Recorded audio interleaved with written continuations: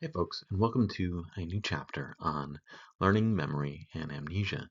And this is a great topic. There's a lot of meat on the bone to talk about with regard to memory and human psychology. We're of course going to focus on the biopsychology of learning and memory here, so we won't be able to get into all the great things that I like to talk about with memory. But we're going to get into a lot of good stuff. And I start here with some art from Salvador Dali, a surrealist painter from Spain, and his representation of memory. And you notice that there's a bunch of clocks in the art, and there's a bunch of um, dripping and fading and allusions to decay, like there's bugs going on here. There's fragmentation as we get into the digital age. And when we think about our memories, um, that's how we should think about them, probably. In that, first, it's critically connected to time. So, having a memory connects me to the past and prepares me for the future. But it's not perfect, right? So, our memories are going to be changing over time. They're going to decay. They're going to fragment, maybe, and I'm going to be able to pick up pieces of them and put them back together when I remember. But they're not going to be perfect. And this is our memories. And one of the reasons why they work like that is because our memories are going to be dependent on our brains, right? On our neuroscience systems that aren't going to be storing the information perfectly, and that aren't even going to be perceiving the information perfectly in the first place. So let's talk about how that works with regard to memory. The first question we have to ask, of course, is what is memory? What are we talking about when we talk about memory? And oftentimes, when we think about memory, we think about our past, our childhood, like riding bikes, right? Reminiscence about the deep past. And those kinds of memories are autobiographical and oftentimes fall into the category of episodic memory. Okay. Episodic memory is memory for events or episodes, like episodes of a TV show, right? So remembering learning how to ride a bike, remembering somebody teaching you how to ride a bike, or to drive a car, or remembering your first day of school. Those are all episodic memories.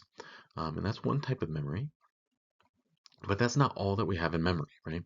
So we also have facts and knowledge. The term for that is semantic memory.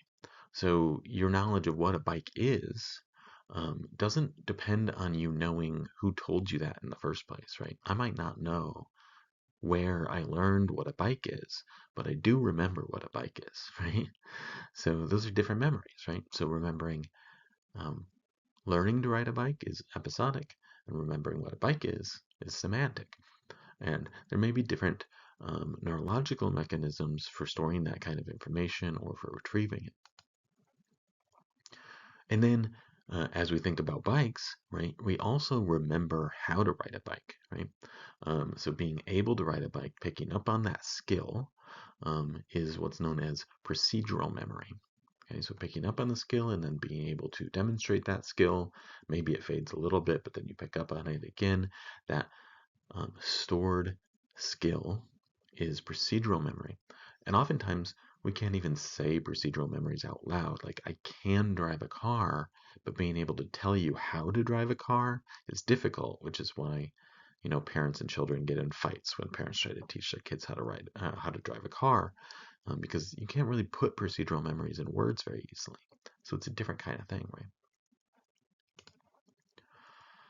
More broadly, we've just come out of a chapter on plasticity and changes to the brain over time. And we can think of memory more generally as plastic changes.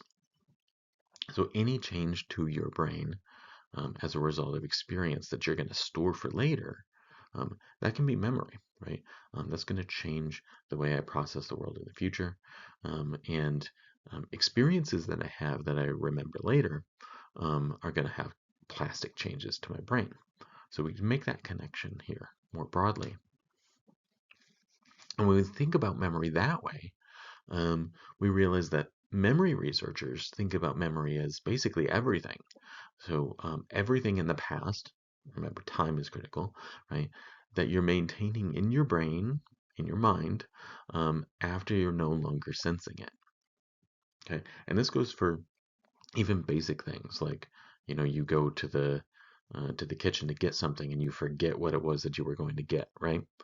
Um, some of you have experienced what I sometimes refer to as what? What? Oh, memory. Where somebody asks you a question and you say, what?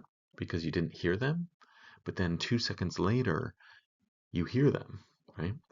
So that sound from somebody asking you the question is resonating in what we sometimes call sensory memory um, for a bit of time. That's memory, right? Even though it's just a couple seconds. Okay. Memory can also influence things like our appetite. If you don't remember eating, then you might be more hungry.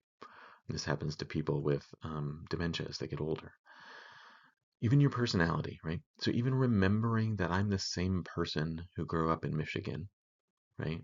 Um, and thinking about what kind of a person I am and reporting my personality on a personality test is going to depend on me having a memory for who I am and how I behave and that sort of thing.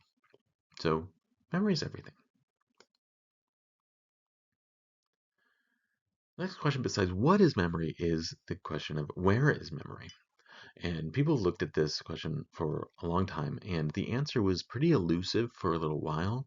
The general idea with psychological things is that it's going to be somewhere in your brain. Um, well, in the 1940s, and then published in 1950, one researcher by the name of Carl Lashley reported on all sorts of difficulty identifying like a memory center for the brain. So we know like there's a primary visual center, primary auditory center, that there's an area for emotional processing. Um, and so we presumed that there was a memory place. And Carl Ashley had trouble finding one of these. Essentially, he was cutting up different parts of the rat's cortex. These are drawings of his of which parts he either cut out or sliced. And he found that, the more damage he did, the worse rats did on a maze, so they couldn't remember the maze anymore, right? So brain equals memory, but no specific area. It was just the amount or the percent that was damaged. And so what he concluded was that at least in the cortex, he couldn't find any specific memory location. So maybe memory is everywhere.